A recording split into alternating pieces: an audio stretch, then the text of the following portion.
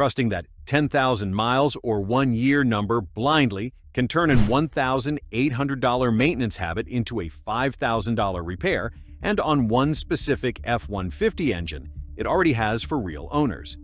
I've pulled the oil pan on enough of these trucks to know exactly which ones that dash number is honest for and which one it's actively wrong for. By the end of this video, you'll know what that number is really calculating, which engine can't actually trust it, and what the real difference costs you by 150,000 miles. That dash number isn't reading your actual oil. Ford's Intelligent Oil Life Monitor has no sensor touching the oil itself. It's a software estimate built from your driving pattern, how hard you accelerate, how hot the engine runs, how much you idle. It's a genuinely smart guess, but a guess built on assumptions about normal driving is only as honest as how well your actual driving matches those assumptions. And on one specific engine in this lineup, there's a mechanism working against it that no algorithm accounts for at all. What severe service actually means.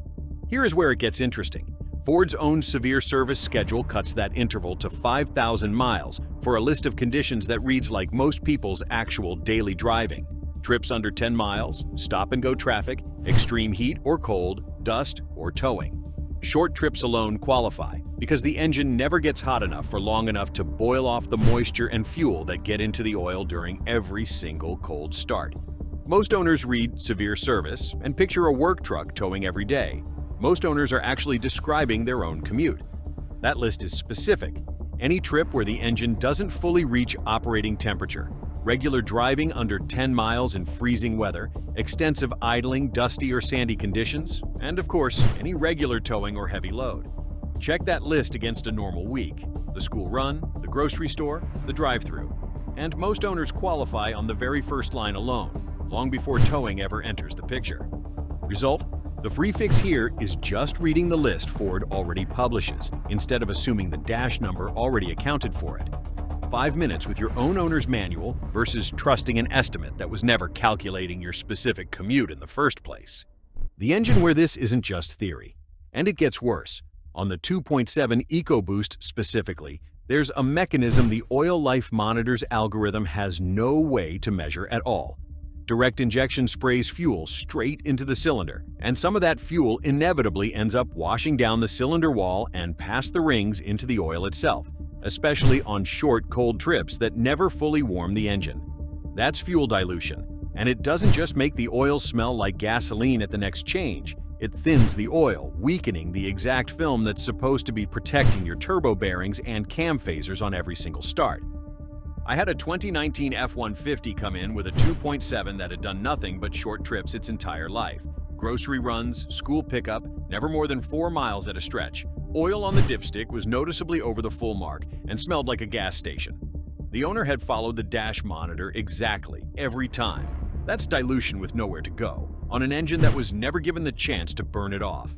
Real oil analysis on engines like this backs up why that matters.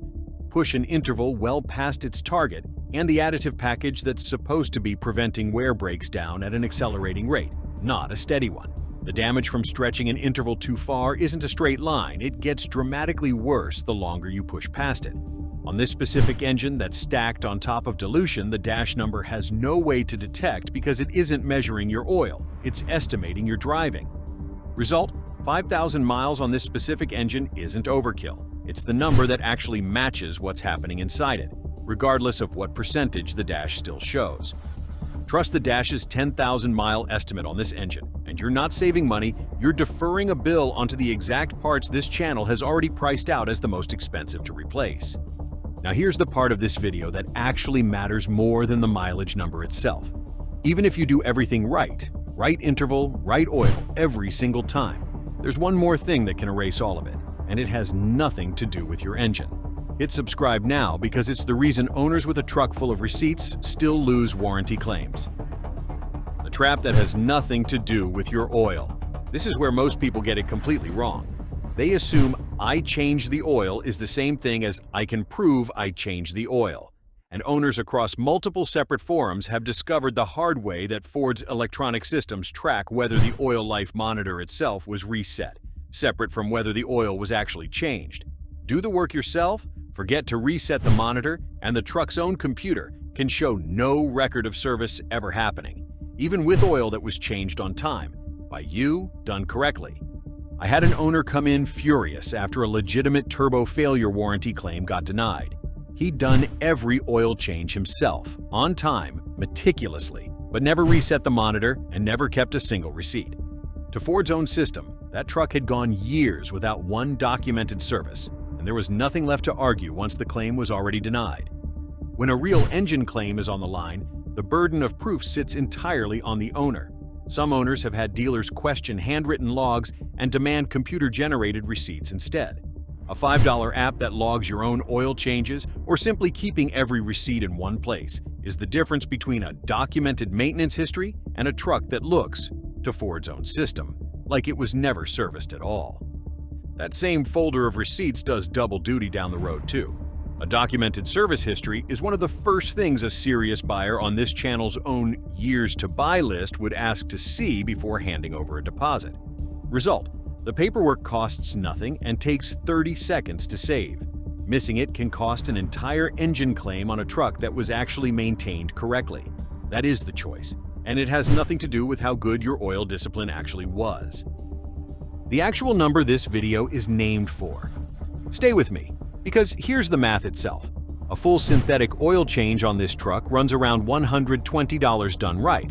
Stretch every interval to 10,000 miles for 150,000 miles of ownership, and that's 15 changes, $1,800 total. Run 5,000-mile intervals that entire time instead, and that's 30 changes, $3,600 total. The difference between the cautious owner and the trusting owner over the entire life of the truck to 150,000 miles is $1,800. Now put that number next to what this channel has already priced out on this exact engine.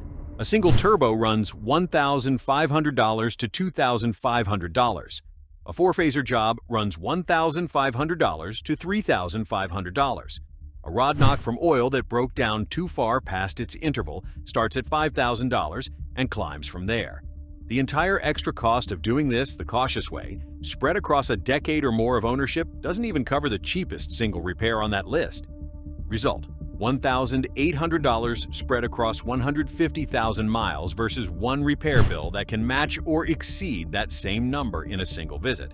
That is the math, and it was never really about the price of oil. The fair part. But don't stop there, because none of this is a blanket verdict on every engine in this lineup.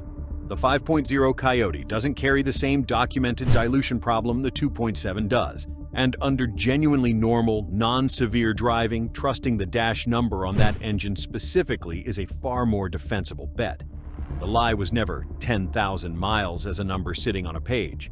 The lie is trusting that number without checking whether your specific engine and your specific driving actually qualify for it. If that's your truck, the practical move isn't ignoring the dash number, it's actually trusting it, resetting it properly after every single service, and letting the algorithm do the job it was actually built to do. The dash number was never the villain in this video. Not knowing which category your own engine and your own driving actually fall into was. Ford didn't build a bad monitor, and it isn't lying to you on purpose. It's estimating honestly, based on assumptions about normal driving that a lot of real owners simply don't meet. The gap between the dash and reality is where the actual cost lives, not in the number itself. Comment your engine, your typical driving, mostly short trips, mostly highway, mostly towing, and the interval you actually run. I want to know how many of you are already doing 5,000 miles on the 2.7 without anyone ever telling you why that's the right call. Which of your other fluids have the exact same gap between what the dash assumes and what your driving actually needs? That's the next video. Check your owner's manual's severe service page before you watch it.